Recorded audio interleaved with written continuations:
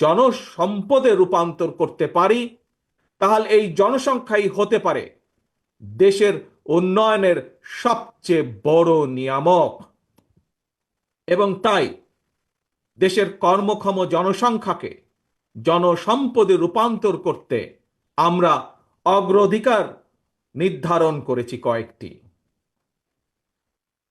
জনগণের জীবন মানের উন্নয়ন, নারী পুরুষ সবার জন্য নৈতিক মূল্যবোধ কর্মসূচি, কর্মমুখী শিক্ষা ব্যবস্থা, গ্রামীণ উন্নয়নে তথ্য প্রযুক্তির সর্বোচ্চ ব্যবহার, ক্ষুদ্র ও কুটির শিল্পের বিকাশ, দক্ষতা বাড়াতে ব্যাপক প্রশিক্ষণ কর্মসূচি চালু, কর্মসংস্থানের সুযোগ সৃষ্টি এবং জনশক্তি রফতানি, এমন কয়েকটি বিষয় অগ্রাধিকার তালিকায় রেখেই একটি জ্ঞান ভিত্তিক উন্নত এবং নিরাপদ মানবিক বাংলাদেশ গঠনের লক্ষ্যে বিএনপি স্বল্প এবং দীর্ঘ মেয়াদী পরিকল্পনা নিয়েছে, যার উপরে আমরা কাজ করছি।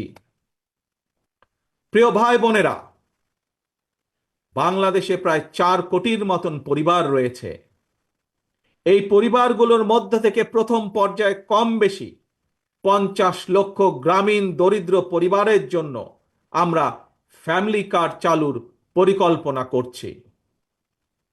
মা কিংবা স্ত্রী অর্থাৎ পরিবারের নারী প্রধানের নামে ফ্যামিলি কার্ডটিকে ইস্যু করা হবে। প্রান্তিক এই পরিবারগুলোকে প্রতি মাসে রাষ্ট্রীয়ভাবে আর্থিক কিংবা প্রয়োজনীয় খাদ্য সহায়তা প্রদানের আওতায় আনা হবে। আমরা আশা করি সময়ের সাথে এর মাধ্যমে পরিবার এবং সমাজে একদিকে নারীর অর্থনৈতিক ক্ষমতায়ন ঘটবে, অপরদিকে পরিবারগুলোর সামনে ধীরে ধীরে স্বাবলম্বী হয়ে ওঠার সুযোগ তৈরি হবে। প্রিয় ভাই বোনেরা, কৃষকদের জন্য ফার্মার্স কার্ড চালু করার আমাদের অন্যতম প্রধান অগ্রাধিকার। একটি নীতিমালার আওতায় কৃষকদের নামে ইস্যু করতে হবে ফার্মার্স কার্ড। এই ফার্মার্স কার্ডে জমির পরিমাণ, দাগ নম্বর সহ প্রয়োজনীয় সব তথ্য থাকবে। কৃষক এবং কৃষি নির্ভর বাংলাদেশে কৃষি খাতে বর্তমানে শ্রমশক্তির পরিমাণ কম বেশি প্রায় 3.5 কোটির মতন।